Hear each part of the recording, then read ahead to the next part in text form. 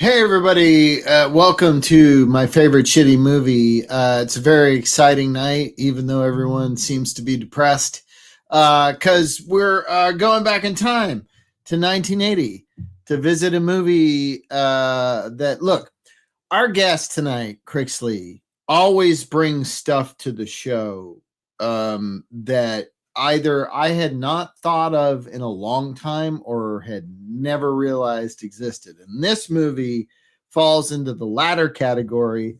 I did not know there was a movie called First Family, written and directed by Buck Henry, starring everybody who is a comic genius in that era. It's bananas to me. I never saw it, and I watched it, and I found it very enjoyable. Even though I kept thinking, "Oh, I should shut this off.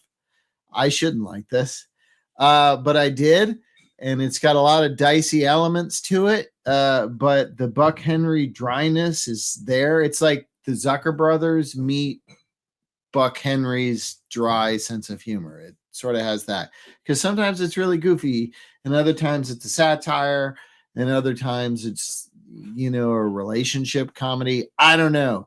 And like the amazing thing is this giant cast, which includes Bob Newhart and Fred Willard and all these other comic luminaries of the time. But it's got Gilda Radner and Madeline Kahn, who, as far as comedy is concerned, these two walk away with this movie every time they're on screen. It's hilarious. And they're not on screen enough, unfortunately. So there is where the dicey elements might happen, and also the weird entire plot of the movie, which is bizarre. But I look forward to hearing our guest Crixley talk about her love of this movie, and to see I don't know if Tracy had seen it before, or if she just saw it the first time, if she was aware of it. So it'll be interesting to find out about that. Here she is, Tracy Mercer. Lou! Yes. So full disclosure, I'm with you. I had somehow not only not seen this film, but I'd never heard of it. So I love that. So thank you, Crix, for that. And it's so interesting because I think a lot of us are still kind of processing whatever version of Kubler-Ross you want to subscribe to a week later. And so to see a film that was clearly filmed like the last year that Carter was in office, that would have hit screens as Reagan was coming in and there was a huge transition in the country. And it really is an equal opportunity offender, I think, that takes on. It does. Which is, I think it is like the way to do it. Because it's like that. It's like if you're attacking left, right, and center because you're like the whole thing is insane. I think that's fair game. And if you want a lesser movie, and I'm not equating this with Blazing Saddles, but it's a cultural argument you can get into with both movies about how it handles racism. And I think both movies, to a greater and lesser degree, and also, I mean, you really have to talk to a Black person to find out how they feel about something like Blazing Saddles. And in my experience, it's not great. But for us white people, what this movie and that movie were going after was making fun of white people's racism. I mean, that's how I perceive it. Yeah. Unfortunately, due to the time, and these are the same brains making movies that we have now, so we're like constantly evolving and changing. So that's how stereotypes were perceived at the time, and that's what they made fun of at the time. And I just think, just because of time and the fact that we've gotten smarter about what these things mean and what they don't mean, and blah blah blah blah blah, that it becomes a little bit like ooh, but it's true about all 80s movies, and it's and 70s movies, really all movies. Like even more recent movies, you go, really, they did that just like in 2018, that was what they chose to do. So it's a dicey thing. You have to look at the perspective of the filmmaker from the time and understand what they were trying to do. And even if they like maybe failed to do it in a modern sense at the time, they were at least trying to do it. Does that make sense? Absolutely. And but I think it's interesting because, again, like we said, this comes out in 1980. It's Buck Henry's directorial debut. He had been a pretty successful actor in early television, a successful co-creator with Mel Brooks, the aforementioned Mel Brooks with Get Smart. He's done a lot of iconic things. I mean, he was, a co-director with Warren Beatty on Heaven Can Wait, arguably one of the greatest remakes of, Mr. Jordan. Here Comes Mr. Jordan. I love that. And he was in Shortcuts. He was in Shortcuts. He's in a lot of that. He co-wrote The Graduate, the great Mike Nichols, talking about cultural touchstone films. The Steve Martin short film, The Absent-Minded Waiter. He's the customer. So, well, it's funny because it's like you get these inside jokes where like, Buck Henry is co-writing Mike Nichols' The Graduate, and then in Robert Altman's Shortcuts, he's playing a writer, i.e. himself pitching a sequel to The Graduate, taking the piss out of his own film like X number of years later with Altman, who, he's talked a lot about him. If you're into special commentaries, as us Gen Xers tend to be, Buck shows up a lot. He was, I think, at the pinnacle of the beginning of Saturday Night Live. He was the guy who hosted all the time, like 10 times in the first couple years. But, obviously a very talented writer, actor, director, and producer. This is maybe not the best director debut I've ever seen. Sometimes you get an actor like Robert Culp, who does one film and it's Hickey and Boggs. Sometimes you get Charles Laughton and you get Night of the Hunter. This film will not be confused with those two. But there's something that's kind of, again, to me, why I guess I'm supposed to be triggered by everything. But I actually thought because at the center of this movie is a super dumb white president surrounded by stupid, dumb white people who don't understand a goddamn thing. I was like, I'm kind of here for this weekend. So, I was really okay with most of the nonsense. But you're right. I mean, it is what it is. But it's just a joy. And I think you're right. I also, you've got the great Madeline Kahn playing the drunk first lady. She's literally drunk. Again, we're doing drunk jokes. Like she has one note to play, but because she's Madeline Kahn, it's a symphony. Of how she pulls the comedy from just like this one thing she does, which is to barely talk and be drunk. And then her daughter is Gilda Radner, who I have to think when this came out in 1980, people were probably think she was channeling Amy Carter a little bit, where she's literally an older woman dressed like a little girl, a baby doll. Sunglasses, and the joke is she's a nymphomaniac, except she's a virgin.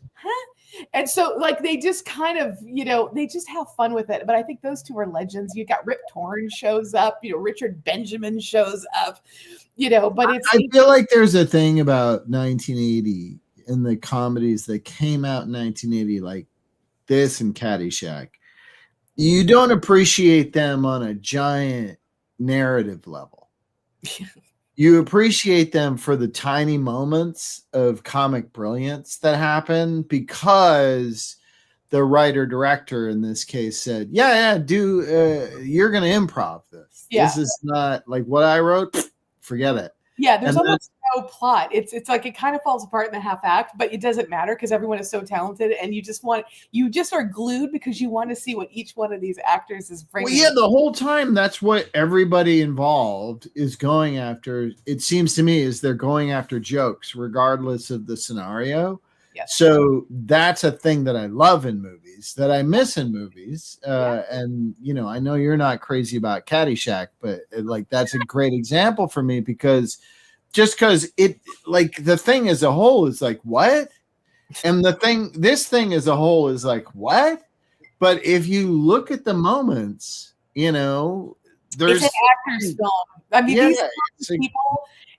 You're right. It's a who's who, and again, I do miss this because I think today, I mean, first of all, I think we've forgotten how to make great comedies for the most part, but it's like you can't even afford a cast like this today, even if there was a comparable cast. It's like the way it's always like star now as opposed to a true ensemble. And I to your point, I really miss that, and I feel like even if it's like airplane spoofing, the airport franchise or whatever. You had a who's who. And, I think of that the original Ocean's 11, the remake of Ocean's 11, that was Clooney going, dude, we're going to have a vacation. Warner's will pay for it. Just the scales go down, but we'll have fun. We'll get a percentage. Right. And then that's how you have to do it if you're going to get this kind of a level of cast today. And I just think it's nice. I love the idea that there's certain frames in this film where you have these living legends. Like, for me, even if something like The Fog, I love Carpenter's The Fog, but it's not flawless. But, just for the moments where you get Jamie Lee with, Janet Leigh in the same frame, you're like, oh, and I love that kind of stuff. And so I think this film in a comedic way, if you like comedy, if you care about this era, like, I'm so glad I want to bring Cricks up because, like, I can't believe I missed it. I think maybe because it wasn't as effective in its day. And if it wasn't something that Gen Xers were seeing on cable all the time, which I never heard of it, if your parents didn't rent it, you might have missed it. So I don't know what happened with its release in home video land, but I agree with you, Ty. It's like kind of awesome that neither one of us we're like, what? Because this is it's a joy. So the only way you could get this now, you can rent it, on Amazon and stuff. But for a long time, the only way you could get it was a Warner Archives DVD. Oh God, Warner Archives, back when we had Warner Brothers. Like you would order the DVD and it would come to you and it would have a sticker on it. Like it wasn't like, you get a Blu-ray now and you're used to it's in the plastic, the titles and stuff. The Warner Archives, it's a sticker. And if you had the wrong DVD player, it wouldn't work. Like hard. Like, let's bring Cricks up. Let's get into it. Hey, everybody, please welcome Crixley back. Cricks, welcome back. Live. What's up? How are you? Oh, no. Oh, we're not. You're muted again. I don't know what's going on. Mutation. Testing 1 2 3. Testing 1 2 3. So you're still muted. I don't know what's happening. So weird. It's almost like the comedy gods are teasing us. It worked. Yeah. This is what happens. Well, we come up with the sound. It is weird that we missed this. I don't even remember. Yeah, it's crazy because of the cast. I mean, the cast is unbelievable.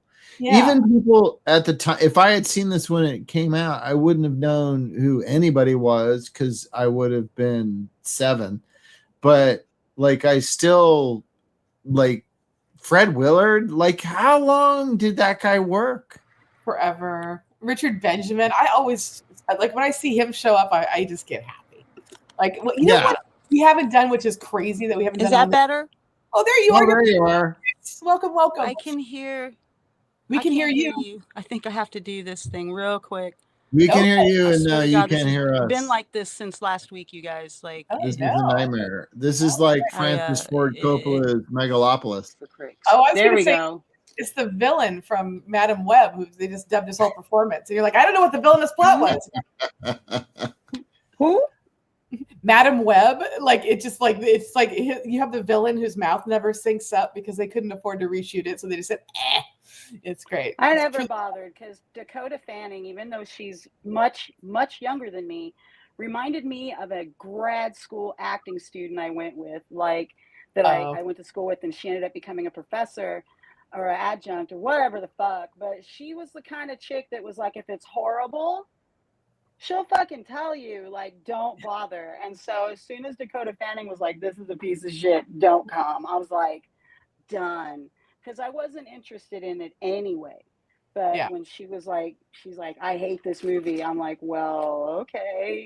I'm begging someone to bring Madam Web to the show because I am convinced Dakota is in on the joke. And she has this like Aubrey Plaza delivery that is in every scene that it just hits my funny bone, where she like abandons 3 teenage girls in the woods at midnight. She said, you guys, I gotta go look for something. I'm gonna leave you here. Just try not to do stupid. I'm like, they're teenage girls. They're teenage girls are gonna do something stupid. It's gonna, you can count on it. And then they cast Sydney Sweeney as the nerd, right? So they're strapping down the boobs and they have her in glasses. And you're like, Sydney Sweeney's the nerd. It's like, what?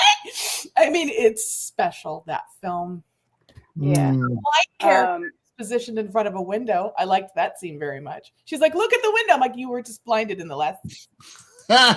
let's Trevor? let's pivot away from Madam Web and talk about this movie, First Family. Yeah. Chris, tell us, give us your history of First Family. The first time you saw it, how you know about it, all that stuff. Okay. So I grew up in a very, very rural farm town in Alaska where when you went to a hotel, they would have a movie at a certain time.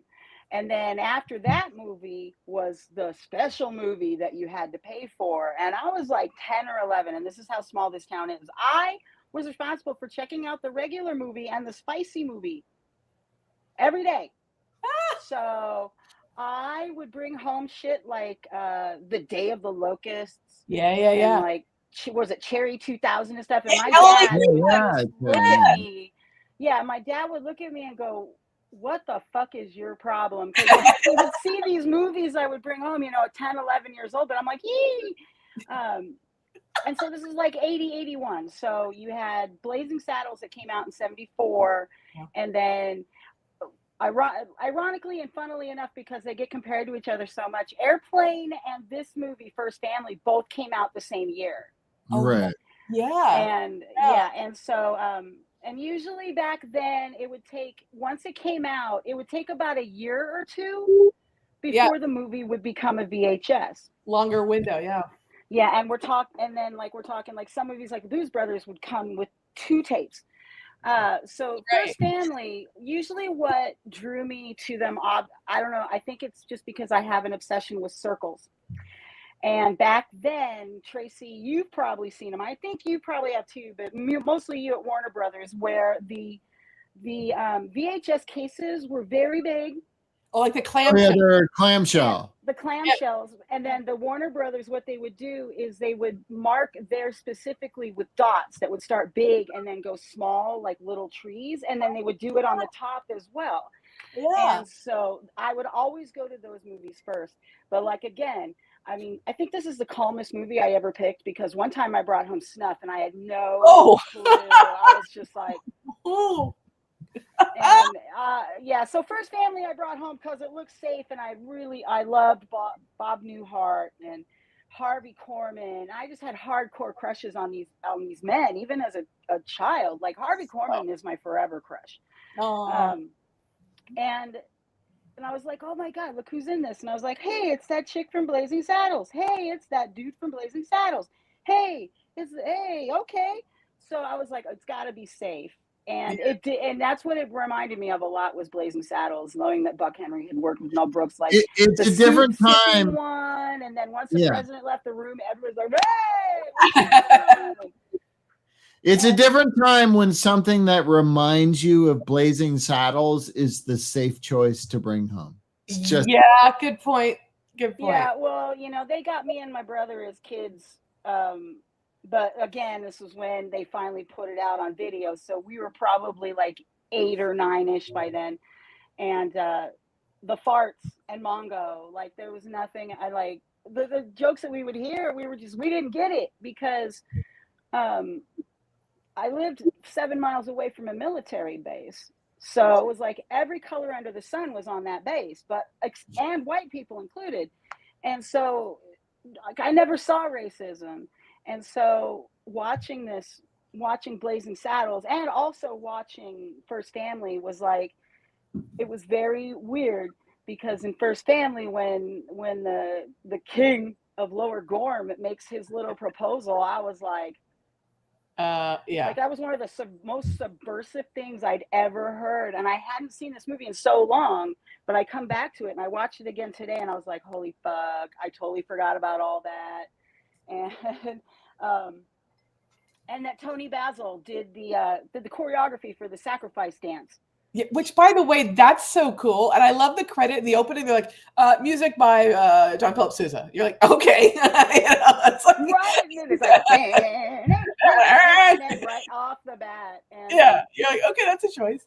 And a lot of things that I only recognized kind of peripherally because I didn't pay attention to politics when I was a kid. But yes, the Gilda Radner character, what cracks me up is she's kind of a cross between, I think, Amy Carter and Patricia Nixon. Oh, Patricia, the Nixon daughter, who's yeah. always kind of a rabble rouser to the chagrin of her father and the delight of everyone in the world. But the fact that she's a 28-year-old virgin with teddy bears and those curlers we all had where you would heat them up and you'd put them in and you're like, oh my God. And the baby doll dress, like Courtney Love is like, I have an idea. I mean, yeah, it's just crazy. She's when she said, I'm 28 years old, I was like, oh, yeah. I have a clip of that scene, but I want us to get into the narrative of it before I show it. Let's So, start with the crazy ass opening where we establish like people. Oh yeah. So basically, so this is 1980 and our president is, I can't remember his first name, so Link is his last name. So you got President Link, you've got the wife that, you know, she looks like a teetotaler on the outside, but she has like a straw for her booze in her purse. And then of course you've got the youngest, the daughter, who is a 28-year-old virgin.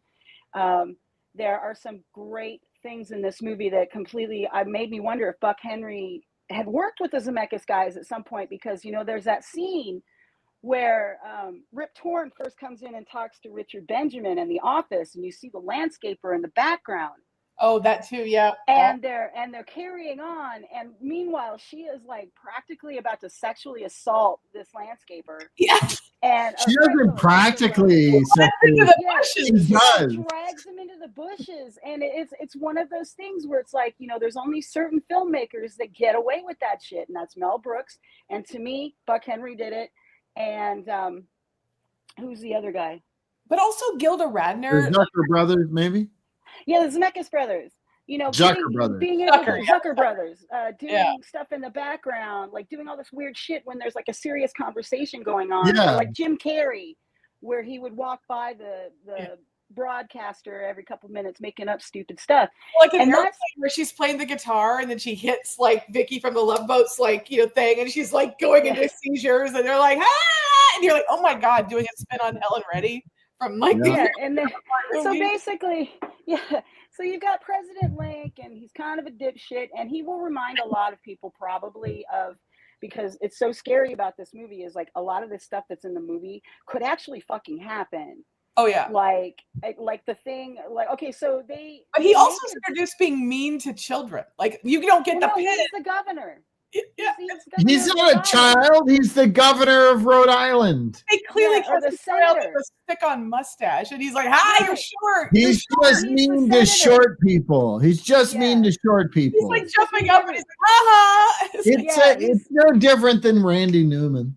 No, he's a senator from Rhode Island, I believe the kid was playing. But yeah, so you have this dude. Obviously, he's not very funny. I mean, he's not funny in a ha-ha way, but he's just, you know, and the lines for Bob Newhart's character were written so well that it leads to the other actors being able to give just as much back. But anyway, so he's going for his second 4-year. he's about to run for a second 4-year, and so he makes this deal with these people from Upper Gorham, which doesn't exist. It's like in Africa, but it doesn't exist.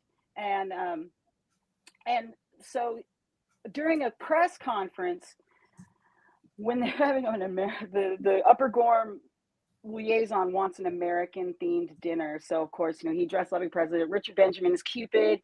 I don't know why he wasn't in the bunny suit, because his nickname was Bunny in the movie. Missed opportunity. What's the name of the guy? What's the name of the guy from Short Circuit in that picture? That's Richard Benjamin, and that's Bob. No, the guy at the podium. Oh, Austin Pendleton. He's also in the Muppet movie. Yes. And he's another guy that I absolutely will have a forever crush on. And he was on Oz as well. Which did a lot of stuff with Sister Peter Marie. Right. So basically, right here in this picture, the ambassador to Upper Gorham says, oh, and the president and his family will be joining us in Upper Gorham next week. And the president's like, what? And, you know, so they get kidnapped. And there's only one person that's really seen what's real about these guys, which is Harvey Korman. When they go, we need a sacrifice, and they just fucking throw the disciple out the window, and he lands at the airport behind everybody. Yeah. But like when Harvey Korman gets off of there, and he's just like, oh my god. But like yeah, this, there he is. We play. I had to circle it because they literally throw like a dummy off the roof, like it's a person. And I just thought this is so quaint. Like, this is 1980. It's so 1980s about it all. That sequence to me. Oh no, because I was saying you had a period between like 74 and like 80, 83, 84 where like even the worst comedy was fucking the best comedy. And this is where SNL starts in 75. So this is like the early years of like kind of the not ready for primetime players, the establishment of the next generation of kind of comedy stars that would transition to anchoring films. And so it was like kind of amazing time period for comedy, actually. But also this scene that you guys are talking about, when I saw it for the first time the other day, I was like, what? Yeah, there were people just casually being thrown out of planes in this movie, and I was like, what? Am I what? It landed with a giant thud and no one paid any mind. They were just like, what was that? But they get to Upper Gorm, and the reason why they agree to go to Upper Gorm is because apparently they gave the president a rock as a gift, and it turned out to be like uraniums or some shit. So they're like, okay, we'll go. And then they find out through a very kind of bicker battle between the president and the president of Gorm, where they're like, they said something about his daughter, who's always sucking on a carrot or going like, you, me.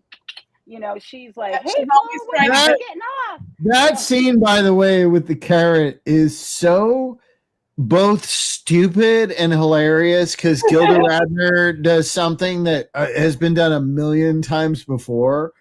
But it's when she crunches the carrot, you know, and what's his face has the natural reaction to that. Yeah. Austin Templeton has the natural reaction to that. But then the rest of the scene, if you're really paying attention, Gilda Radner has that fucking giant piece of carrot in her mouth the whole time, and she's always trying to silently work it, and it's so fucking funny. Gilda Radner, this role is one of my favorites, and the other one is the lady or the woman in red. Yeah, with her husband. Yeah. And Gene Wilder, and then she becomes Gene Wilder's enemy, and it just goes off the rails, hilarious because most of the scenes they have after that, she doesn't say a fucking word. She just like keys his car or like does like evil stuff. And so in this one, she's so adorable. And but then so through this bicker battle, the president of Gorm, Upper Gorm, is told that Gloria is a virgin, and so he's like, oh really? And they decide she tries to make out with Dr. Grade, which is the Pendleton character. One of the things I don't want to skip over, because I think of the times we're living in and some of the people who might be in the next cabinet. One of the things that I think is actually prescient in this movie is when you actually get to see what Bob Newhart's like cabinet looks like. Like the Secretary of State is the Grim Reaper. And you're like, holy shit, he's like, I got a dead baby in his hand. And he's like, hi, I'm the Secretary of State. You know, and then this guy is like the Attorney General, and he's like a pumpkin with like I thought he was supposed to be Mr. New Year. I didn't realize he was Death. Yeah, he's got his little scythe that he's got, you know. But then you look at this like shot where they're all dressed as different holidays, and right down to Fred Willard with wearing the Santa Maria, like some Columbus shout out, like hashtag canceled. So he's like, hey, you know. Yeah. Well, no, and what was kind of interesting is like showing these board meetings and the smallest UN I've ever seen. Oh my God. Yes. It was so small. I was like, this is great. But yeah, because they're actually doing, you know, things that you would imagine that the president and his crew would be doing in the Oval Office. But the thing about it is, and he has a terrible vice president who's like, I really miss the Senate. I miss the Senate. And Harvey Korman's like, are you kidding me right now? So this rabbit, you know, it's like one of my favorite looks that I've ever seen Bob Newhart give in anything was the when he goes, "Is there an echo in here?" And the vice president goes, "Echo," and he just like gives him the dirtiest death look I've ever seen. And then the other part that I loved was when the vice president stood up and he goes, "You want to know what I think?" And you hear Bob Newhart go, "Does anybody want to know what you think?" And and immediately I thought of Quayle, fucking Trump's last vice president. It's just like, yeah.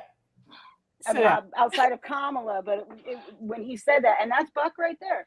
Buck has his own cameo as the preacher, and I love that he's like, like, oh yeah, like Our Lady at the Worthless Miracle or whatever. He's like making these anti-religious jokes with the collar on. And you're like, okay. Yeah, and wait, did you say Quayle? Quayle, like yeah, Dan Quayle. Oh, he was Bush's vice president. Yeah, that's what I'm saying. But it was like, it made me think of Quayle and all these other vice presidents, and nobody wanted.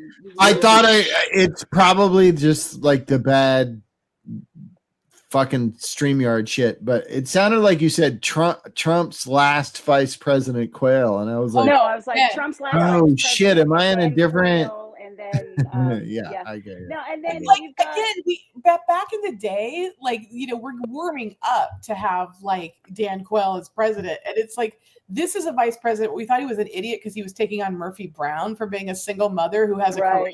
I'm like, those seem like great days now. Yeah. When you have these psych gag scenes that are like so stupid, but everybody commits to them. So like the one where the president of Upper Gorham shows up and they're in the limo together, and it's him and Madeline's in the middle, and President Link's on her other side, and everybody's kind of squished in, but he's operating this thing, and then they pan up, or they take a shot up to see that it's a paper mache model of the president going like this. And then when the rabble rouser knocks his head off, and then that woman with the groceries was just like, ah! and nobody knew what to do. And then every limo moment is a great moment. Like the one where they had the 4 guys hanging off the limo. I was like, that's gotta be dangerous. And then Gardner grabs, and then she takes their glove, and she's like, and he falls off the car, and you hear a crash as if he's been in a car accident off camera. Yeah. It's a weird Foley effect. You're like, I don't know what just happened to that guy. Yeah. And then because everything it's kind of funny, because this movie, I was not surprised to see so many celebrated and decorated stage actors, because nothing about this movie is real. I mean, it all looks like theater sets. It's a set, yeah. The sets from Upper Gorham you could easily put inside a high school theater like Beverly Hills High School or something, and put on a play. And so this statue, so they're having an argument over when they kidnapped just the to daughter. interject, I wish I had done a high school play with giant vegetables all over the stage. I did not get to do that. And so it's weird because when we go back to Upper Gorham, they've kidnapped the daughter, and they're getting ready to make her his wife, so to speak. And he's like, they're doing all the ceremonial stuff, and they hand her the special liquid, and she's like, "Hey, come back," and then she's like, "One more." So she takes like 3 shots of that stuff. We go from this very awkward image, to like this even more awkward image. Yeah, and the Jew fro is just fantastic. It's like a whole new wig, and then there's like, this is their attempt at a volcano effect, because apparently virgins and volcanoes were still big in 1980. Yeah, and then so when you first see this movie, all you see is the head of the statue, and that's also on like a friggin' turnstile thingy. So they bring it up, and it's got a huge penis, and so she's like, it's like not just huge; it's also made of what looks like cement. So so it's like it seems dangerous. It does not seem dupe approved. Yeah, and then I don't care how horny you are.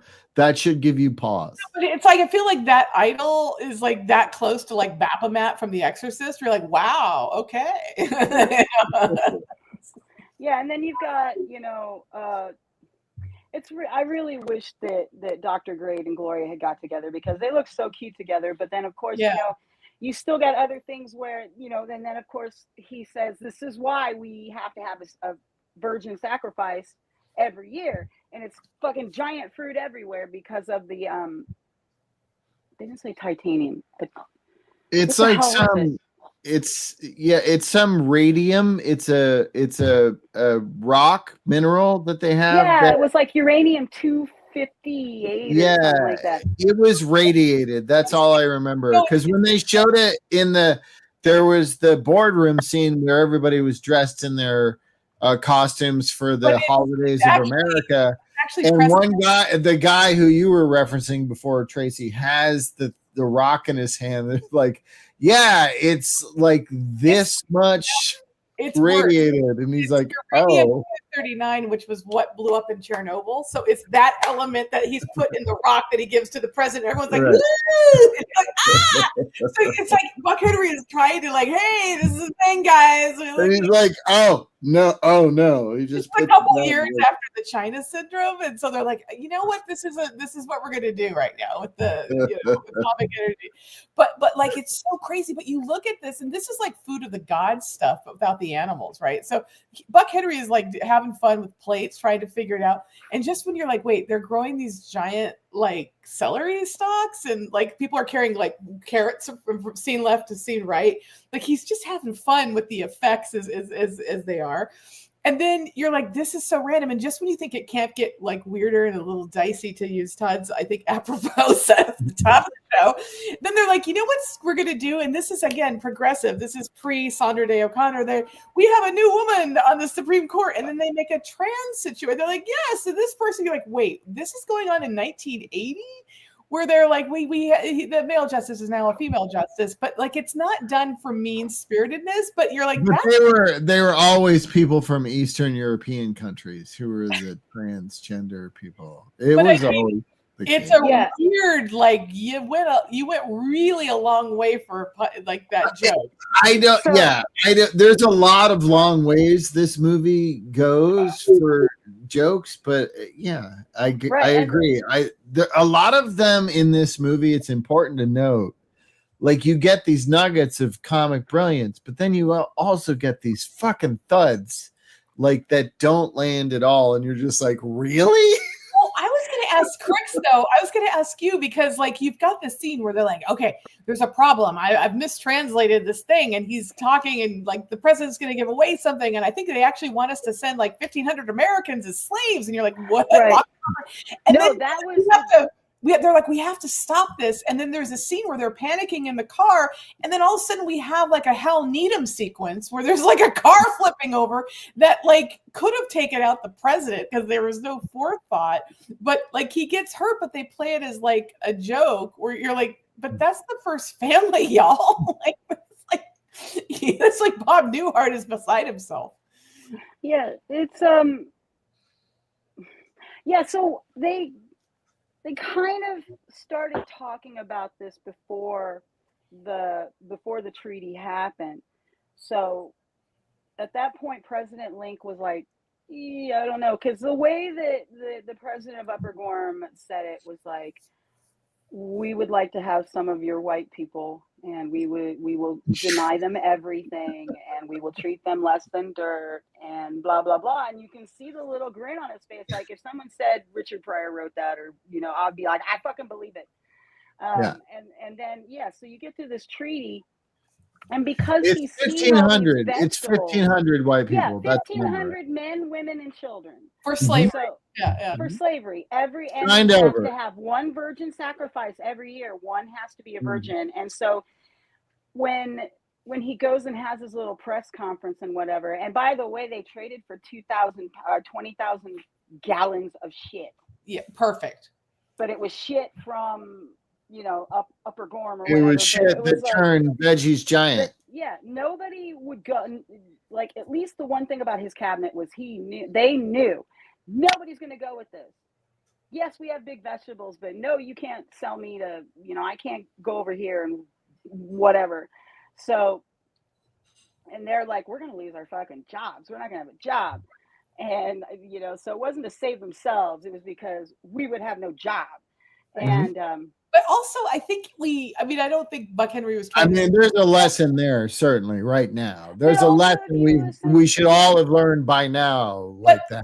But if you listen to his speech, like the president, like, okay, listen, when the president has his own little, like the monologue he does on the plane with Austin Pendleton, about dreaming about just eating soup, like he has some really genuine moments. And so when you get to this part, you're kind of like, yeah, because he's like, I've seen potatoes as big as this, da da da da, and and even in this world, that's something you want to believe, is that this all happened. It's also Buck Henry, who is basically saying, as a white guy writing and directing said film, we have this made up fictional country that's somewhere in Africa that's not a real place, where in exchange for shit, we'll take 1,500 white Americans into slavery. And I think he's saying things, by just like, it's a throwaway joke, except if you're like, well, actually, and so there is a little bit of that kind of nuance that he's, and it's funny because, he also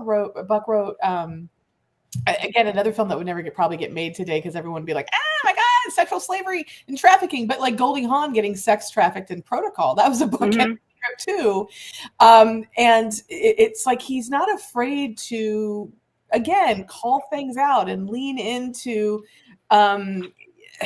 uncomfortable cliches. But I don't think there was anything clandestine about any of that, especially when the slaves came up. This, like, if you didn't understand, then you're obviously never experienced racism in your entire life. You didn't understand that. To your point, like the way that the UN is looking like a bad, like a prop set from like a high school play, it's supposed to be like the grand entrance, but you've got Harvey Korman with his tiny American flag, and then you've got this huge sheik with like the giant saber, and I'm like, well, that's a choice too, isn't it? This would have been during the OPEC wars. People were lining up for 2 days to get gas and wait in line. So he's making this comment. The best part of that scene, by the way, is Corman just stabbing his little American flag in the direction of the sheik. Like the Tucker Carlson bow tie. It's all perfect. It's hilarious. He's supposed to represent like distinguished gentlemen from the South, like South Carolina. And, right. But he's also a clear racist. He's like a racist. Robert Byrd would have been dressed like that when this film came out. Yeah. But I think, again, the choices that are made in this movie, and I think Rip Torn is like right out of Strangelove with the militarism and the all for sure stuff, which is really fun. And I love that they're like, there's only one American who can speak the language of this one country, so it has to be that. There's only one person who speaks this language, and you're like, really?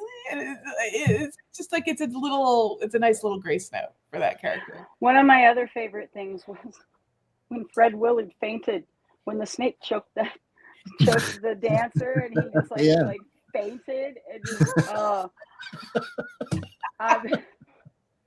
Fred Willard, it's so crazy to go back this far and be like, oh yeah, Fred Willard was working all that time, and he was always funny. Real people, and he's a handsome little dude. And it's also amazing how many parts people wrote without thinking of Fred Willard that Fred Willard was right for. Like, he walked into the room and he made that part that seemed like a throwaway something better and made the movie better for it. So and Richard Benjamin too, I would argue, Richard Benjamin shows up. He has very but he's doing the same thing. Like, he is just in every moment, he's doing everything he can, but right. He's just finding these little moments, and everyone is, and especially in this movie, you have to shout out to Radner and Khan as being like the single most funny moments in this movie are them. They're involved in it. They are one way or the other, and when they're together, it's ridiculous. It doesn't happen enough. I have a clip of that very scene. Do it. Let's play I should show it to you. It's got Hillary Anderson is doing Gilda Radner, and I am Madeline Kahn. Enjoy. You are. Oh, Mom, that's not the kind of relationship I want. What? I want to be like real people. I mean, I just want to put on old, comfortable clothes and stuff and drive a nice sports car down to the beach and run along the sand and maybe meet a nice, tall, average blonde guy, or maybe 3 or 4, and maybe lie down in a blanket and they rip off my clothes and, and then they start grabbing me everywhere and I moan and scream dirty words and then I'm carried off into a pitch of ecstasy and then we start performing every kind of bizarre physical act until we're moaning over and over until we're smothered and I'm just trapped in hot male flesh. And then one of them grabs my pinky and the other one grabs my big thumb and they put it in holes that I've never seen before. And then we're brought down into the mud. And that's when I lose sight of all of them. And then I pass out. Out.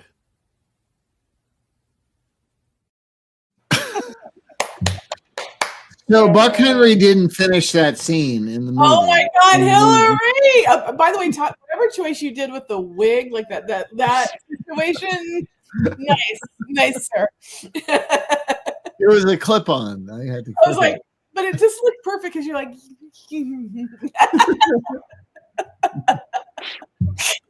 Actually, if you really pay attention to that scene, one of the things that I love is Madeline Kahn's straight woman performance in that movie. She's being the straight person. She's just listening and saying so quietly, but throughout the monologue, she mutters things and it's so funny. Like that famous thing that is now, I think, still a meme, and you can buy shirts of it all the time from Clue, where she's like, "Flames from my she's very still, but like you can't take your eyes off of her. She just there's underplaying and then there's Madeline Kahn, and you just feel like in any film that has her and Terry Garr, good night, and again, R.I.P. to the great Terry Garr, we lost.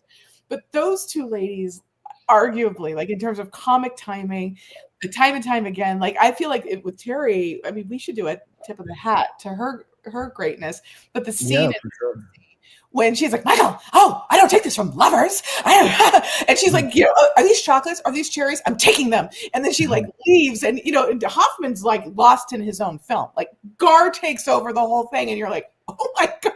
Well, and I feel like with First Family, it's very much Gilda Radner, and we, another late great person, like Gilda Radner was a comic force, and Madeline Kahn was smart enough in that scene to know, let her do it.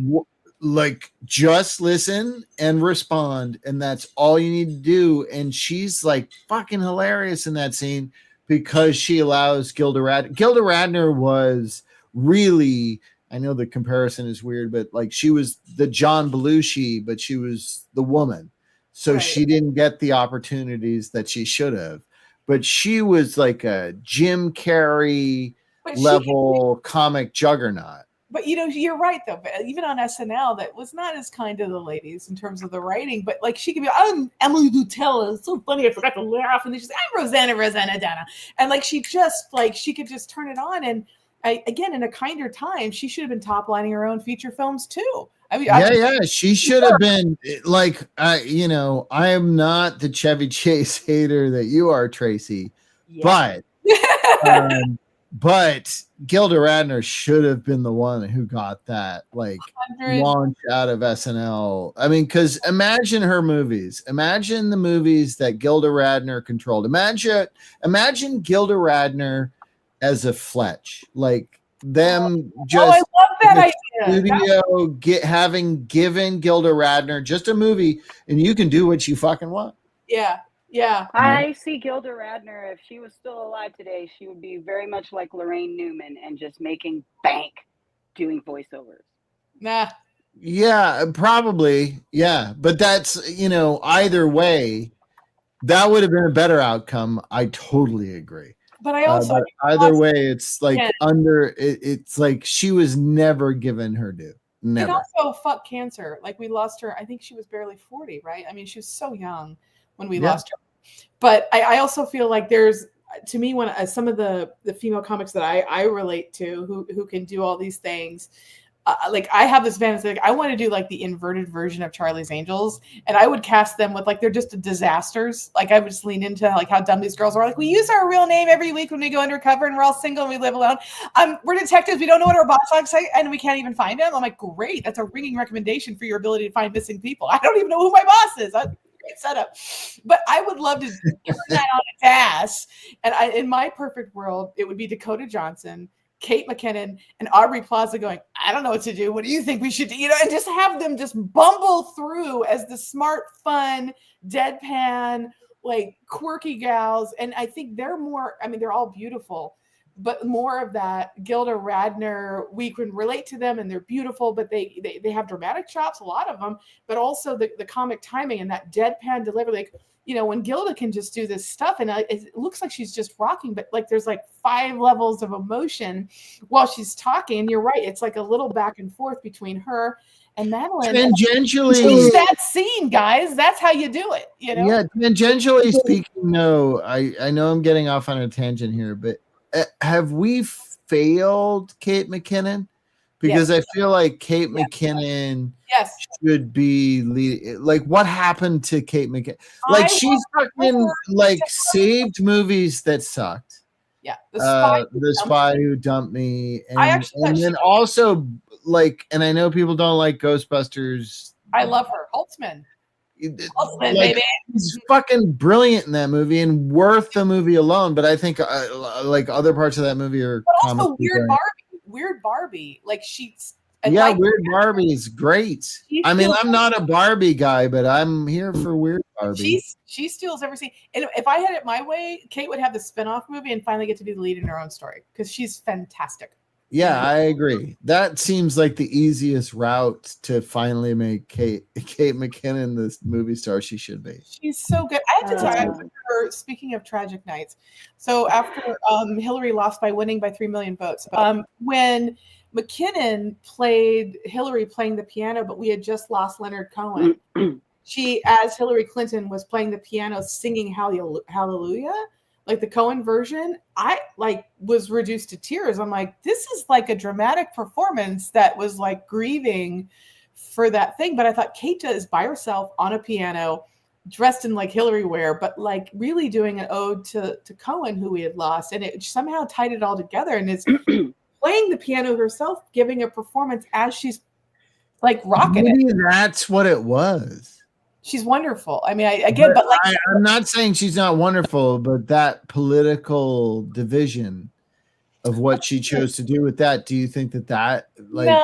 Because I think it's like Tina Fey got to be Palin, and but Tina writes her own material for film and produces, and I think Kate just hasn't done that yet. But I hope she will. I mean, she's also was on Saturday Night Live, so I think she got burnt out on very small hiatuses, and then I think hopefully, knock on wood, we'll see. But I think she is in the tradition of the ladies from Saturday Night Live who are always a little bit better. Maybe don't get the film stuff.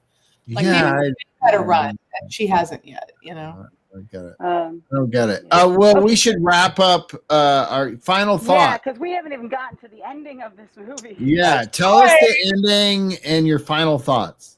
Okay, so basically, when you saw the car crash, the president or the cabinet had a meeting with the like right as you see these guys are all injured with the Supreme Court, who then decides, because nobody heard the crazy shit, the fucking batshit crazy part of the president's speech about, you know, this, that, and the other thing, they decide, the Supreme Court says, this is the only way that we can do this without fucking up your legacy, without fucking everything in the world up.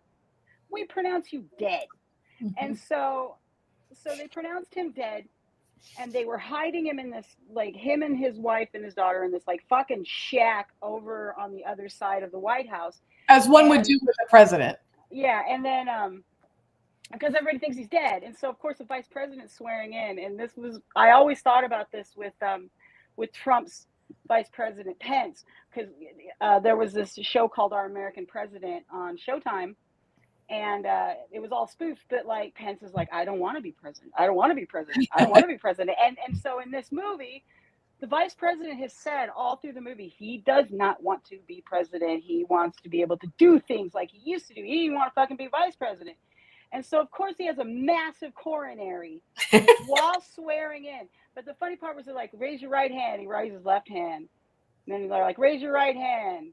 And then he finally, Harvey Korman kind of gently controlling him like a child. And then the dude has a massive coronary. And so they go back to the president. And they're like, so here's the deal. Because that was when they discovered all the giant vegetables and shit. So like, this is what we're gonna do. We're gonna do this. And president's like, yeah, that's great. There's mushrooms inside of the memorial. Yeah, and President Link is like, yeah, that's all great, but I'm supposed to be dead. There's a watermelon. So they figure out a way to bring the president back to life, and now he is this hero. Everybody's cheering him. The three of them are outside on the, outside limo window waving. And the fucking messed up part was because this was part of the treaty. Because when they were doing the treaty, the wife said, "I want this," and the daughter said, "I don't remember what she said, but she was just like, I know what I want." And you pan to the right, or there's a shot to the right or the left of the car, and it's that fucking statue that she had sex with in Upper Gorm. And so it looks at the thing actually turns and looks at her. And she's like, and then the thing pops a giant bone. And I'm like, there is no, again, because Gilda Radner is the queen of nonverbal comedy. Because you knew everything in that one moment. And it was just like. It's funny because I rewound that scene. Her subtlety, because I'm like, why is this working? Because I have childhood love for her, but I watched it more from a performance standpoint, and it's like she can animate like muscles in her, like it's so subtle. I'm like, she was born to do that. I mean, her comic timing and screen presence. But you're right. Like that scene, if I read that as an actress, I'd be like, fuck no, I'm not doing that. And then with her, you're like, this is that's the way to end the movie. And the funny thing about this particular movie is everybody wanted to be in it, apparently. Like John Hillerman from Magnum PI. He wanted to be in this movie so bad and told them, and they were like, we have a part for you, but he was shooting Magnum PI. So that's why he's not in the movie, because I had no idea he wasn't British until I saw Blazing Saddles. Yeah. I didn't know. I had, because I was like 9 when Magnum PI came out. So I was like, short British dude with 2 dogs. Yeah. I had the nerd parents that were like, Trace, you're in kindergarten. Would you like to watch Chinatown with us? I'm like, that sounds like something a child would love. Same thing with and I remember like the guy from Magnum is in Chinatown. Like it was, my Uncle Bill took me to see Up the Creek. So Up the Creek. Oh my god. That's not true. What I like though, we should talk about like one time is Up the Academy. The Mad Magazine movie. National Lampoon. Was it? Lampoon. Wasn't it? Oh, it was Lampoon? I thought it was Mad Magazine. National Lampoon. It was National Lampoon, and it starred Ron Liebman, Jessica Walter's husband. Ralph Macchio in that too? And Ralph Macchio is in it as well. Yeah. I have a copy of it on DVD. I swear it's got Alfred E. Newman on it. I thought it was Mad. Are you sure? It's national. Let me check. Me too. I think you're right. It wasn't called Mad Magazine, but it was. It was like Mad's Up the Academy or something. Yeah, because I remember I was getting into Mad Magazine because they had his name went out of my head. He's this brilliant cartoonist who did all the movie caricatures of like the guy. Oh no, it says Up the Academy. Lord Drucker. Tom Poston's also in this, which I love. Speaking of Newhart, there you go. I believe, it is Mad, but it's not like they don't say Mad. It has nothing to do with Mad Magazine, much like Warner the show Brothers. Mad TV. But yeah. I remember. It's funny you remember that, Todd, because I was getting into Mad Magazine, and that was a cable movie at the Academy, and it was seen as a little purple. My dad was like, "You shouldn't be watching this. You're too young for it." I was like, "It's Mad Magazine, and I'm a latchkey." Boom, and so that's how I saw it. Well, but what's also great about this movie is that Robert Downey Sr. directed it. It's one of the craziest movies. It's another one of those like that should be watched. Like First Family, Up the Academy, because Ron Liebman. That was the first time I'd ever seen him. I didn't clock him in like Chinatown and other things because I was so little, and and I didn't know he was Jessica Walter's husband until halfway into Archer. But he gets these records, and they're very odd. Oh, and I think John Larroquette is also in this movie. And you're right, he is, because he plays like a gay sergeant, like the drill sergeant. Yeah, Ron Liebman would listen to these things on how to pick up women, and this is the line that my brother and I will never forget because we were little kids, and so we were like, he walks up to one of the female officers because they're having their boy, girl, female military dance, and he goes, "Tickle your ass with a feather?" And she's like, "I beg your pardon." And he says, "Oh, I said, how's the weather?" Classic. Here's another thing though, and this is, I know it's like Todd said this earlier, it's so gruesome. Like in this movie that you brought to us, Crix, and again, thank you. Like there's moments that are so dumb, but God help us, they're so funny. And there used to be a little bit of a bite to some of these things. And one of my favorite kind of like examples of that, like the great Colin Higgins, again, R.I.P., 1978, speaking of Chevy Chase, bringing it back to one, Goldie Hawn, right, Foul Play. So, she's on that movie. Gloria Monday on the librarian with the homicidal umbrella, all this stuff. So she's breaking out, and she goes, and there's these two older women, right, playing Scrabble. And she's like, guys, let me in. There's like an albino. And the old women are just playing. And then there's a close-up insert shot where it goes, motherfucker. And there's with a U. And she's like, I don't think that's how you spell that. And so these old women are arguing about how to spell the, MF. And Goldie Hawn's like, help me. And they never see her. Like today, there's no version of like hiring those two actresses, having that insert shot. But it's this moment that they're like, what we need while the albino's going to kill Goldie Hawn is two old broads swearing and Scrabble. Well, that's Neil Simon for you. I mean, it's great stuff, but that's like seemed like old times, right? Boy, girl, governor, girl. You're like, oh my God, Aurora chicken pepperoni. It's like all of that. But like Goldie is such a, brilliant. But those moments that are like, that's super crude. And I remember because I already loved Foul Play, and then they played it. And this is another Gen X thing that I think younger folks might not recognize, but you guys both probably remember this growing up. Like, so when there sometimes would be like a big film that was on network television for the first time, they would reshoot scenes or scenes that were edited out of theatrical, they'd add in to fill runtime. So Halloween is famous because they brought Jamie Lee back and that she's got a wig and, so there's different scenes to fill out Halloween's runtime, and Superman the movie had a lot larger stuff. But there's these moments where in Foul Play, they would do reshoot because you couldn't say what the ladies were playing, but there were fake insert shots. And you would watch these theatrical premieres where they would often get bonus features before there was DVDs that did that. And I remember I would always have my dad record them because I'd have extra footage that I didn't, because we'd already had them. Like we'd buy the copy or we'd record it off of HBO or Spotlight, Showtime, on Select. Yes, I'm that old. But you would see that on network television. You got extra scenes as a fan, and you're like, oh, if I watch the premiere, will I see it? And, there were like at least 5 extra shots in the Alien premiere because they had to cut out the things you couldn't see.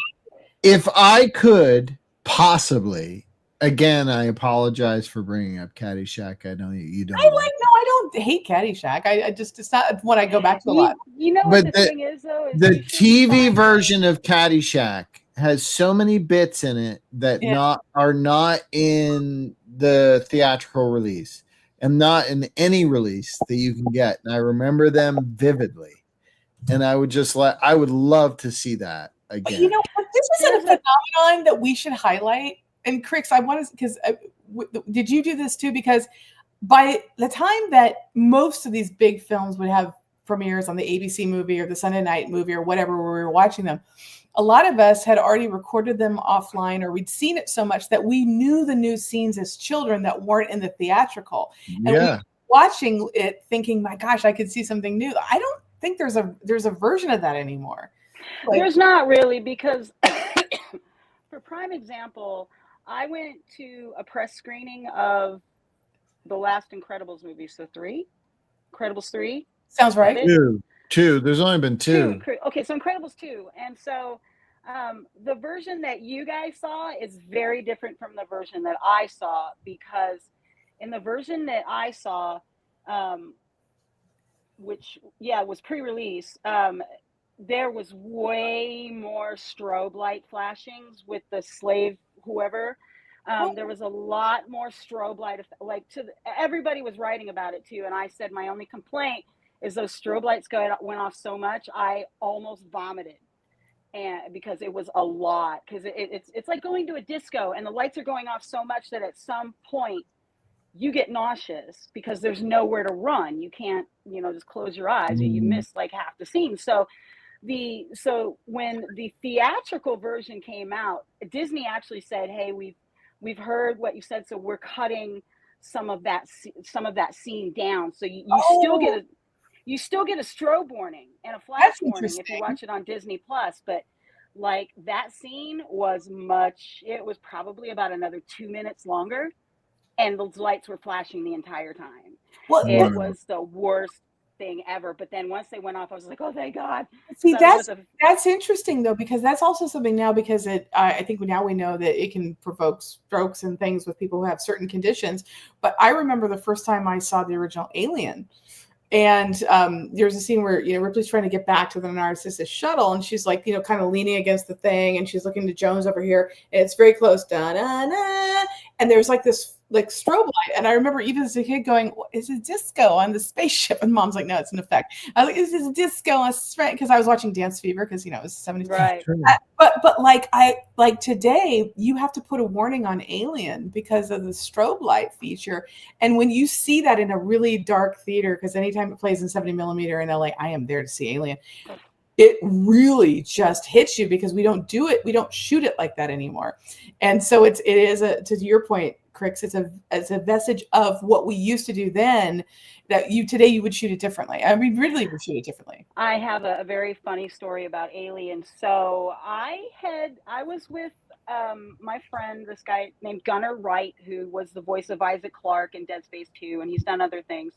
But we were at Starbucks it was at Milk. We were at Milk down by the New Bev, and I just started talking. Yeah, I was just talking to this guy and his wife, because they had kind of a hyper dog, and he said his name was Billy Battleotto, and I didn't really think a lot about it. I was like, whatever. And so we exchanged emails, and so Gunnar and I went over to his house for dinner, and I did not realize who this guy was. His father was a big time FX person, and he made the eggs for Aliens. No, nice. We went into his office, and his dad, and he was showing us the stuff that he'd done with his dad, and all this stuff. And then in his office, there were 3 fucking eggs sitting in the fireplace, and they're very heavy. From the movie. Oh, that's cool. So I was like, and you did not this is rude, but can I take pictures? And he's like, oh yeah, amazing! Holy crap! That is amazing. Let's do like really quick 30-second wrap-ups of First Family. Why should people who haven't seen it, especially young people, like pitch it to young people? Okay. Why should they see this?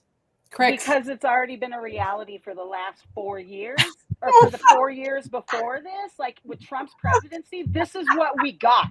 Just about to the T. And we're going to get 4 more years of this. And I actually did put a list together of presidential movies that you should see. And I put Protocol on there. And I think it was Protocol, Dave, this movie, First Family, The Omen, the Third Omen with Sam Neill. Yeah, that's right. Damien Thorne, Thorne Enterprises. Yeah, to see, DT, Damien Thorne, Donald Trump, DT. Yeah. The Purge, election year.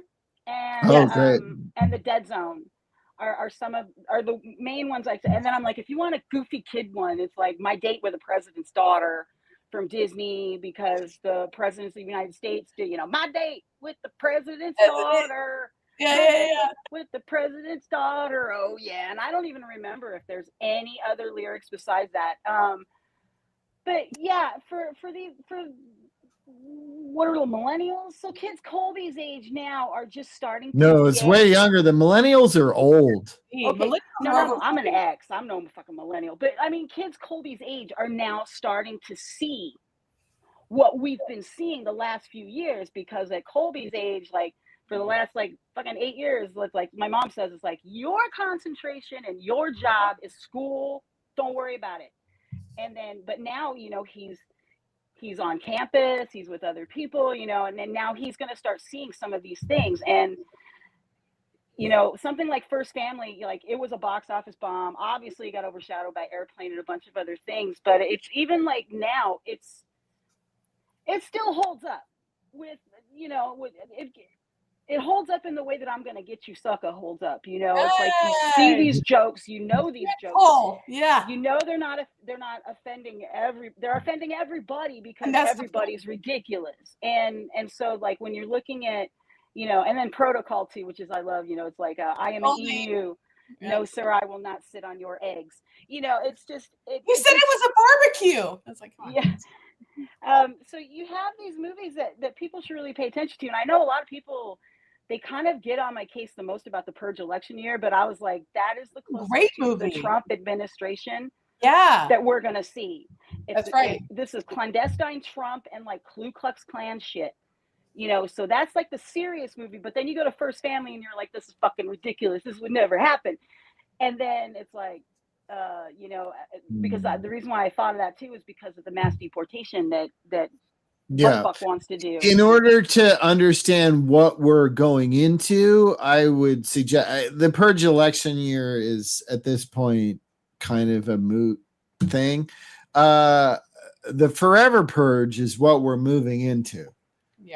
So if you want to watch a Purge movie and be scared, because that's the point of Purge movies, is to scare the shit out of you.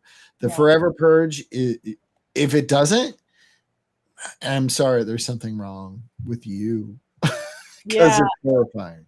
All right, my 30-second wrap up, because this film is new to me. So, Crix, you did this thing which I love, which is it's rare for me to like, I've never heard of the film or seen it. Usually I see posters or I've heard a reference and I just haven't got around to it, or I missed it.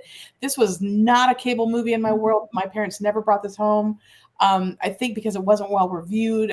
Something had to have happened at home video, because it wasn't as massive as it should have been with this cast. Right. So my reason to see it is it's really funny. It is predictive of where we are. And while it does take aim at everybody, if you want to be triggered, I am here to help you. But it mostly takes aim at stupid white people, which got us to the hellscape that we're about to enter. So I'm cool with that. Yeah. And I just think ultimately, if you're a younger person than the three of us here, if you don't know who these people are, watch these brilliant comedians and like watch them find moments, and then Google them, because you're going to fall in love with half this cast. And if you don't know their work, seek their work out. Use this as a gateway drug to some of the smartest artists of that era. And with someone like Buck Henry, again, I don't think it's a great directorial debut. It's flat. It's badly lit. I would argue it has pacing problems. He runs out of plot. He gets by with it because he has a great cast that finds these moments. And I think he talks about things that unfortunately we're still talking about today. So it is still evergreen. And I think you should see this film, and you can rent it for $3.99 on Prime. Todd. I agree with everything you guys said. I would just add to that, if for no other reason, to see this giant cast in this ensemble comedy is worth it, because gorgeous, yeah. These people, and most of them, never had like a scandalous problem. Harvey Korman, I guess, was known as kind of a douchebag, but it doesn't really matter. It's just, these are craftsmen of the highest order in the realm of comedy, and to get a comedic craftsman on this level for an hour and 38 minutes, you can't ask for more. If you're a comedic actor and you want a lesson in it, just watch this. I'm not a comedic actor, but study this. Yeah. It seems Plus like Bob you did. Newhart. Yeah. Plus Bob Yeah. Newhart. And at that particular age in 1980, he also reminds me of Jim Parsons a lot. So that's why from Big Bang Theory, Totally. he looks. It's that was my description of Manfred Link. I said to someone, it was if Sheldon Cooper was president, but he didn't have any of his friends with him. So he was like on his own. And there were, things like that look that he gave the vice president after the Echo thing. I'm like, oh my God, Sheldon has done that. I've seen Sheldon do that. It's a perfect moment. No, but you're right. And I just feel like sometimes, I don't know, I've worked on some movies that I don't necessarily like brag about, but I've worked with certain people who we have found performances in the editing room. This is not a film like that. This is a film that doesn't really necessarily have. No, it's a film that's hard to edit because there's too much shit. You have to admit that Buck got pretty clever with the lighting when President Link realized that he had drank goat's blood and oh my God, he was like, and then the green kind of like there over his face, the lighting. I was like, that's he did funny, some but stuff. also, but it was still dark in the back, and that's why I think this is a movie that would translate very well into a stage play. Agreed. Yeah, I agree. Just like Wes Anderson's movies, they all translate well as stage plays. Yes. And I think that's the other reason why, because we didn't have acting class at my school. So it was like I was learning acting from movies that I was watching. And it was mostly those guys, and like Richard Benjamin and Love at First Bite with George Hamilton. And at those points I could name Tony Roberts or any single actor that did Woody Allen. Like, so my obsession came from watching movies. I didn't start acting until I was like 16. Tony Roberts is the perfect straight man. Like when he's doing the thing, he's like, Alvy, you should go to LA, Alvy. He's like, I can't go where the only cultural benefit is like turning, right on a red light. It's he's definitely the best straight man for Amityville 3D. Which should be seen for Meg Ryan's performance early. Of course. Everybody has done a shitty horror movie. I don't give a fuck. Oh, yeah. We all have. Haven't we all done a bad shitty horror film? Yeah. I'm ready to do more. Call me. I'll do all the shitty movies you want me to do. Call me. I love that about you. Yeah. The one last thing I want to bring in, if it's only going to take 2 minutes, is this is my argument for reading novelizations of movies. Because the novelization, they will put more stuff in the book that answers questions that you didn't see in the movie. Like, I'll tell you, I read the Poltergeist novelization and absolutely scared the shit out of myself. Yeah. And I want to do a shout, just building on what you said. Absolutely, as a little girl, when I discovered Alan Dean Foster, his novelizations, Alien and Aliens, it was like a bonus extra before the film, and I thought, oh my God, it was so good. But sorry, we're gonna wrap it up. I gotta get some dinner. Yeah. Be bad or be best. Let's do this thing.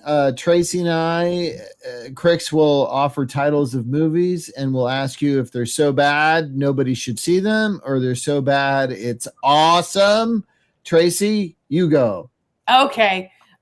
Just because it's the year 2024 of our Lord, and apparently we have to remake everything.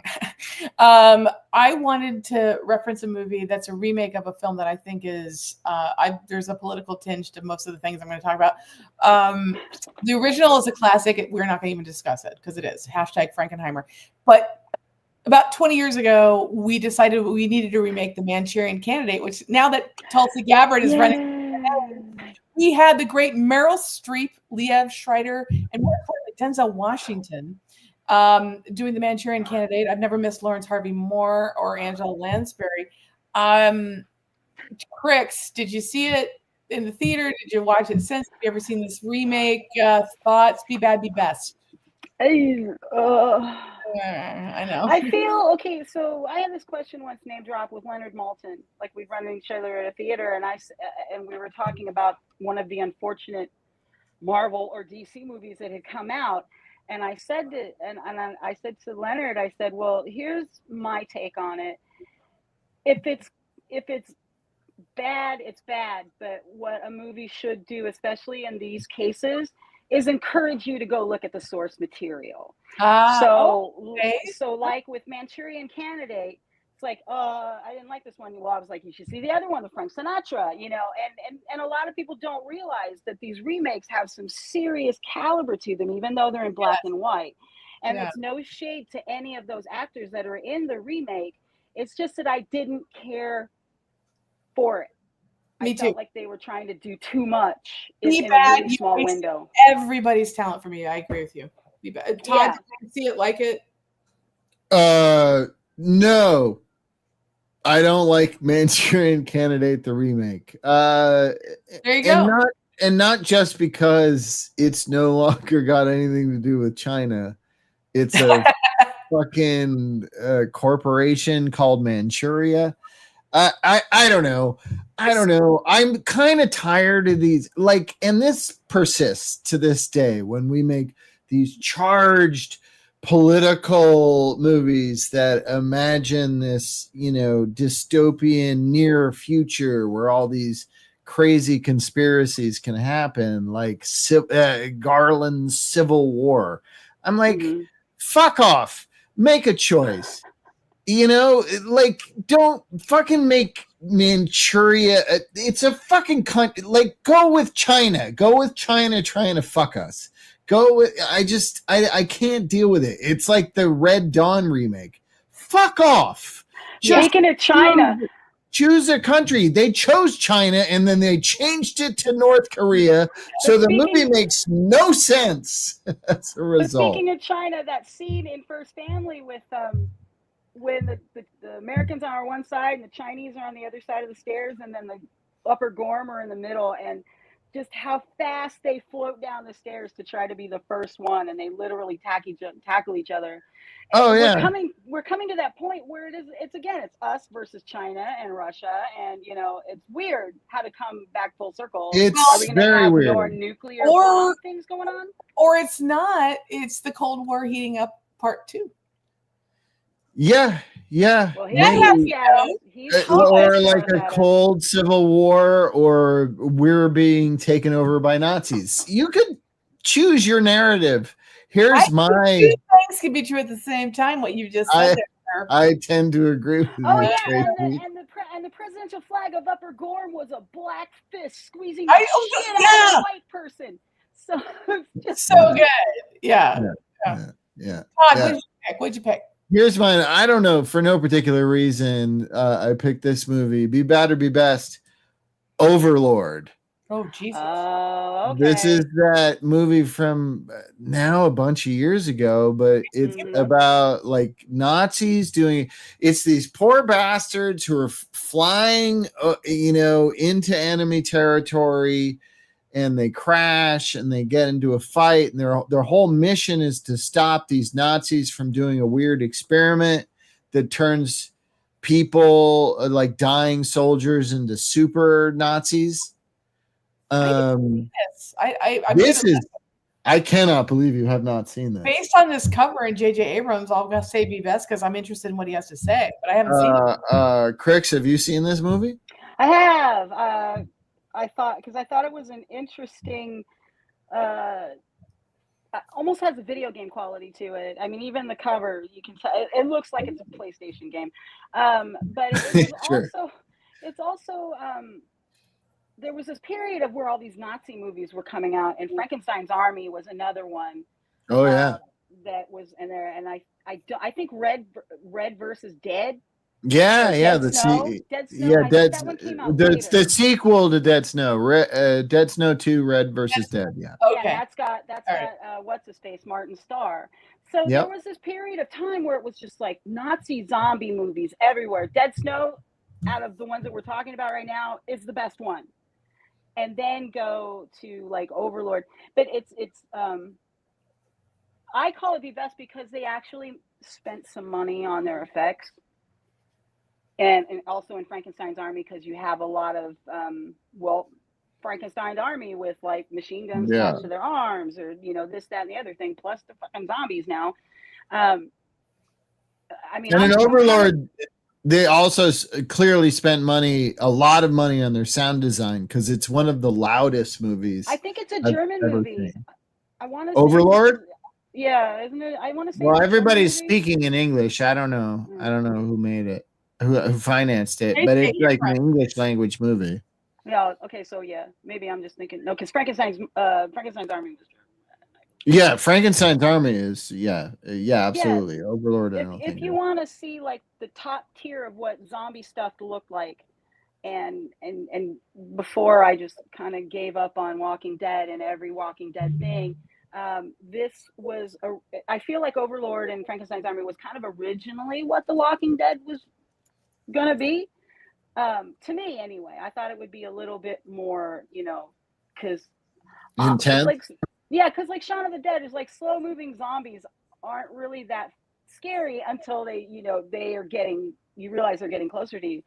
But this one has a few jump scares and I mean, yeah, hey kids, watch this. Play Left 4 Dead if because you can get it on Amazon for like $20 a copy. But this was that was that pinnacle of zombie stuff. Like everybody had a zombie movie. So it sounds like that Overlord is a B best ultimately. As a B best, yeah. All right. So we move into our next segment when bad films happen to good actors. And this is basically this is a new segment since you were last on, Chris. Yeah. This is a new segment when bad films happen to good actors. Tracy, what do you have an example of this tragedy that happens? I mean, I think tragedy in the context of last week is a relative term, but in my favorite shitty movie kind of way, I think it's because I am nothing if not a lover of all things noir, all things LA history, all things just. I love sex, sins, sex, criminals, gangsters, and I was so excited because I love the real history of this. I don't think you had to blow it up, and Warner Brothers put a lot of money behind it. I think it's a terrible film, which is why we don't talk about it. Most people have forgotten about it, but when I look at the cast and what they would now cost to make the same film, I'm talking about the Gangster Squad. Oh my God. Talk about a movie I forgot about. Ryan Gosling, Nick Nolte, Emma Stone. Oh, and Sean Penn as Mickey Cohen. And it's a terrible makeup job. Oh my God. It's a terrible everything, but it's like, okay, this is like really talented actors who have been great in all kinds of things, and they're all in the same cast. And even like the way they're trying to sell like Emma Stone, like she's a femme fatale. I'm like, she's the closest thing to Diane Keaton her generation's ever going to get. She's got that comics like kind of thing. And I was like, you femme fatale? No, you're not. But they're trying to do this thing. And they even have her wearing a dress that's like, I'm Veronica Lake by way of Kim Basinger and, LA Confidential. And to me, this is like a millennial attempt. I think Warner's greenlit it for the millennials to have their LA Confidential, except hashtag you need Curtis Hanson. And I just think it fails on all these levels, but it has great locations. I'm jealous of the budget. I'm jealous of the set design. Cinematography is pretty damn good. Script it doesn't work. It just doesn't. I think it would pair well with either the Newton Boys, Matthew McConaughey, or if you want to shift a little, out of the organized gangster genre, you could go with a Deuces Wild. Do you remember that movie? I like Deuces Wild. That was fun. I like it too. I'm just saying this is the level of movie we're talking about. Right. I mean, I have a copy of Gangster Squad, so I think it's the kind of stupid that I like, which is Deuces Wild, which is all these movies. Yeah. But I like Mobsters. I mean, like I can't even find it on streaming. Like, the Christian Slater. Yeah. I have that on DVD. Yeah. Patrick Dempsey, Dr. McLovin, Patrick Dempsey, Lara Flynn Boyle, I believe, was the femme fatale. Was a femme fatale, but yeah, because I mean, when she wore that one dress to the Emmys, that 40 style dress, like she was just getting roles left and right. Yeah, she did, but because she looked like an old time movie star, I missed that. Yep, I agree. Here's mine. Oh, Jesus. Run, Ronnie, Run. which is the Mr. Show guys of Bob Odenkirk and David Cross. Like, I couldn't have been more excited to see a movie, and then it didn't come out in the theater, and then I had to get it on DVD, which was the first way I could see it, and I bought it outright. I hadn't seen it. I was just like, hey, these guys I love, so I'm going to give them my money.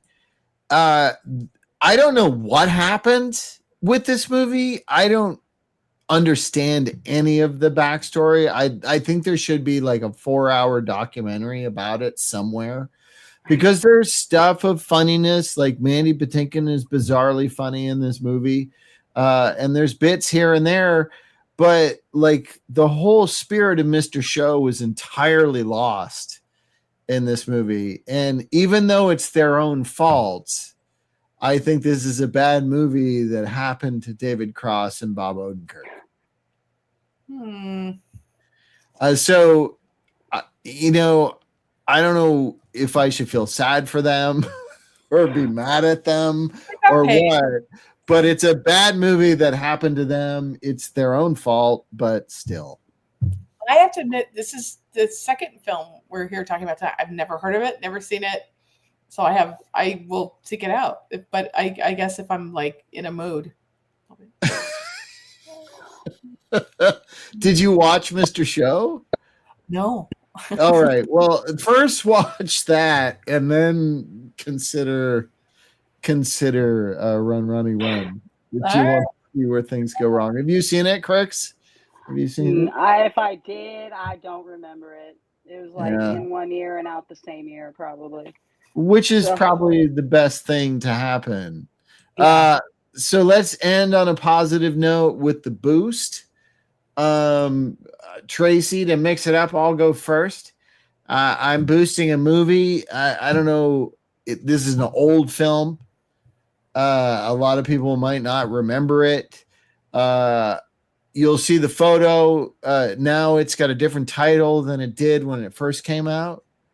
But I'm very nostalgic for it because it's about a guy, an American guy, a white, cisgender, heterosexual American guy whose whole thing is fucking fighting Nazis. No. It was upon its original release when I was a kid and I saw it, it was just called Raiders of the Lost Ark. Now its creator insists it be called Indiana Jones and the Raiders of the Lost Ark because of IP and corporate considerations. Yes. But geez, there's a movie about a guy who just fucking, he doesn't question it. He doesn't wonder, is this because we've ignored the working class? No, they're fucking Nazis and you punch them. And it's, God, what a great release. You hope to walk into a propeller. Yes. You do that. He punches them, he puts them in propellers. He watches their face melt. Or I guess he doesn't watch them, but he knows their faces are melting. I want to co-sign all of this because, and this is like a challenge that I, as somebody who's still trying to produce the good stuff and is in post on something I'm proud of.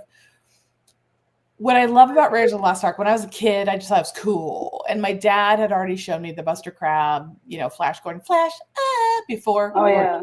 Right. But I had watched the original serials because my dad grew up watching those. And I was like, oh my God, Buster Crab's super high. Who's this? And I love this character and blah, blah, blah. And so I understood serials. And then mom was like, okay, I'm going to buy you the Pearls of Pauline. Here's the female ancillary version of the serials and the Pearl Buck High. You did the thing.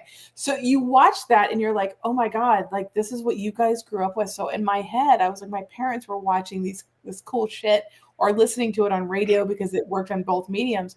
So by the time I saw Raiders, I actually think it's a perfect film. I think it's maybe one of Spielberg's best.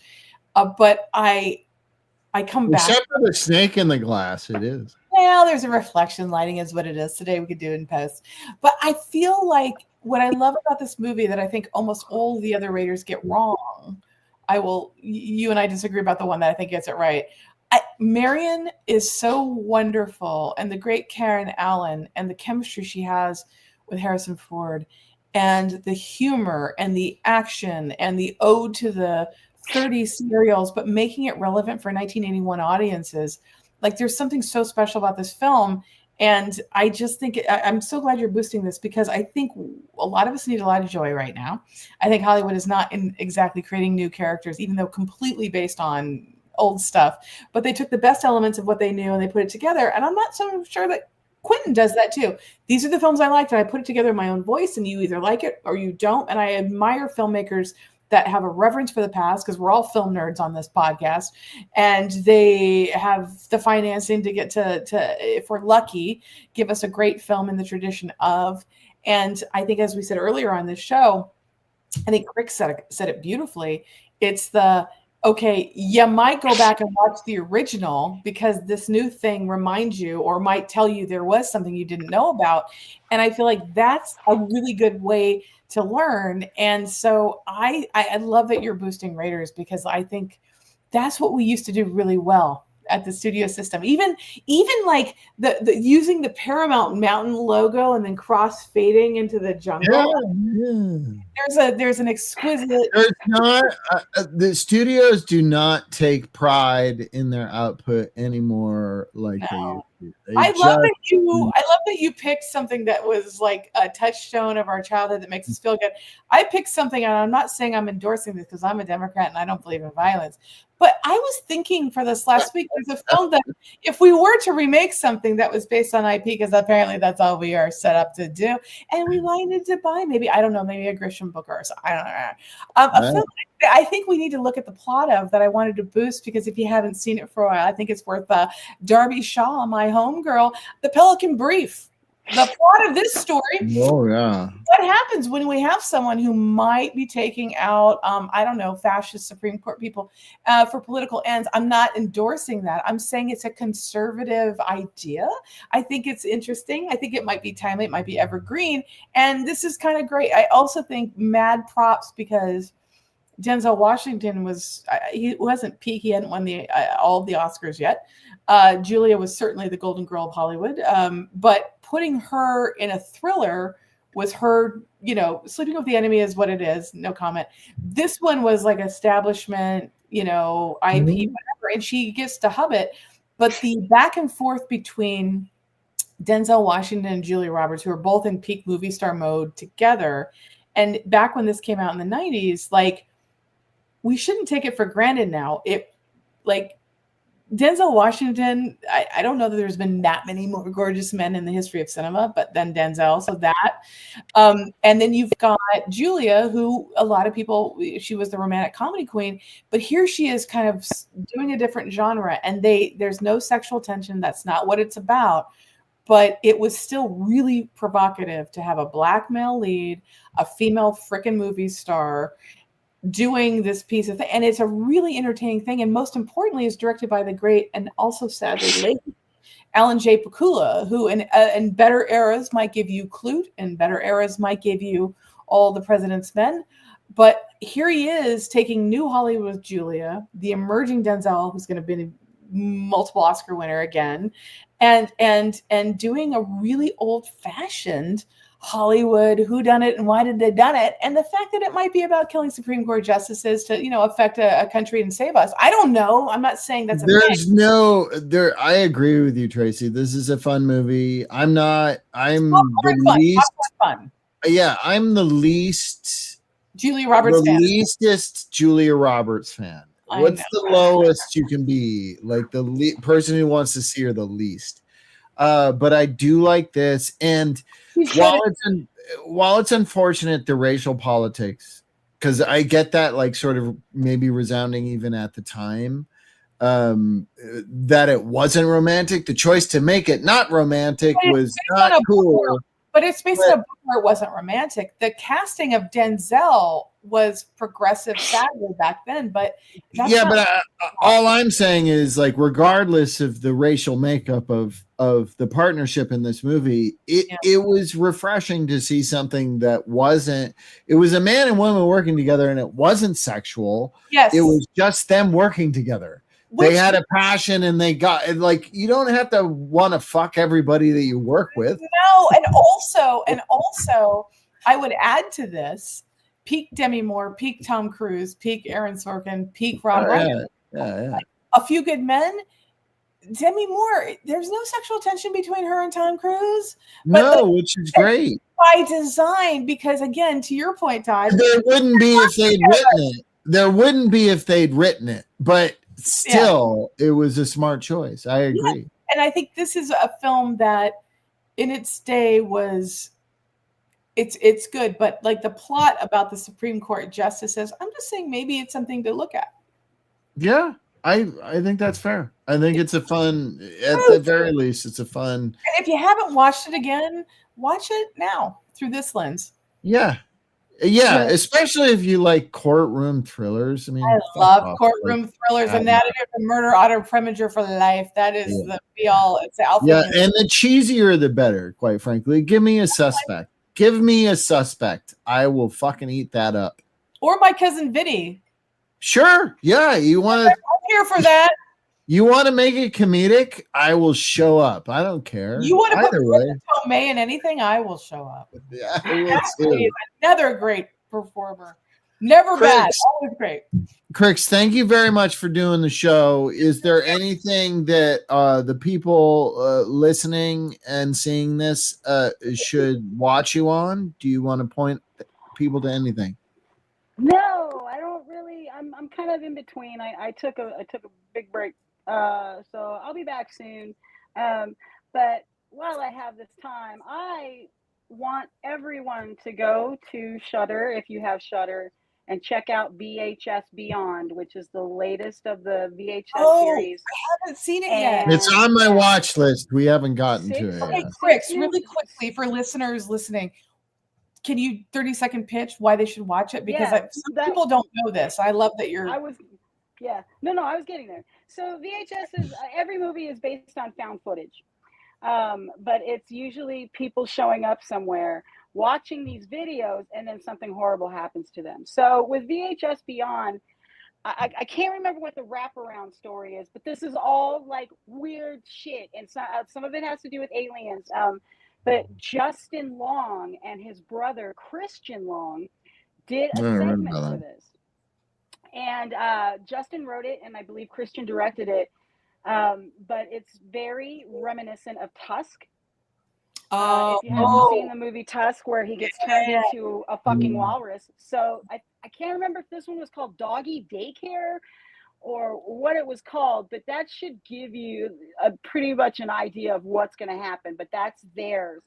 Okay. And then it's just that, okay, some of the VHS series did not do as well as they should have, but as far as a found footage anthology, this got to be like their 7th or 8th movie at this point, and they still like 84, 85. Yeah. So they find interesting things to do, and they also find interesting ways to present things. Like the last one, which I believe was VHS 85, the wraparound was they were doing some kind of scientific study on this guy. And so in between this video, you would see like little home videos, you know, and one is with a kid who's making, like, a guy who's making videos with with men, blah, blah, blah. And, it, you know, they've been spying on their hot next door neighbor. And it turns out she's like Medusa. I hate it. Comes for them. Yeah. And some of them are very scary, very gory. And some of them are just like, you're just like, what the fuck just happened? And that's like, I think 85 has one of those segments where I'm just like, something Lotus, Black Lotus, I think his name is. He did a segment, and I was just like, I don't get it, man. Because it's all like that, you know, Tim Heidecker, Eric Wareheim kind of. Oh, it's like Tim and Eric stuff. Yeah, it's like Adult Swim fucking loves this guy that did this segment. Like, he's one of those guys that Adult Swim just fucking loves because he's weird. But